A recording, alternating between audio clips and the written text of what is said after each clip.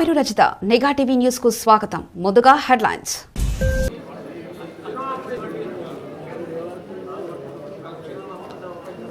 తెలంగాణ రాష్ట్రంలో విద్యాశాఖకు మంత్రి లేక విద్యా వ్యవస్థలో అన్ని అవస్థలే కనబడతా ఉన్నాయి.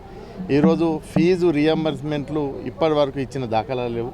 ఫీజు రియంబర్స్మెంట్ బకాయిల గురించి ఈ కాంగ్రెస్ ప్రభుత్వం రేవంత్ రెడ్డి గారు ముఖ్యమంత్రి అయిన అప్పటి నుండి ఇప్పటి వరకు కూడా ఒక్కటంటే ఒక్కటి కూడా రివ్యూ నిర్వహించలేదు. అసలు ఏం జరుగుతుంది ఈ ప్రభుత్వంలో?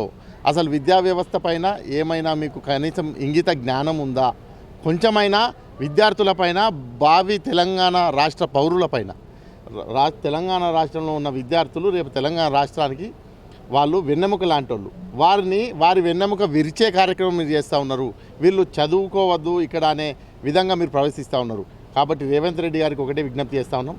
ఫీజు రియంబర్స్మెంట్ బకాయిలు పూర్తిగా వెంటనే విడుదల చేయాలి. మన తెలంగాణ రాష్ట్రం మనం సాధించుకున్నదే విద్యార్థుల యొక్క భవిష్యత్తు కోసం. దయచేసి వారి భవిష్యత్తును అంధకారంలో నెట్టకుండా వారి భవిష్యత్తు బంగారుమయమయ్యే విధంగా మీరు సహకరించాలని విజ్ఞప్తి చేస్తూ ఉన్నాం. ఈరోజు అన్ని జిల్లా కలెక్టరేట్లో బీఆర్ఎస్ విద్యార్థి తరఫున రిప్రజెంటేషన్ మాత్రం ఇస్తూ ఉన్నాం.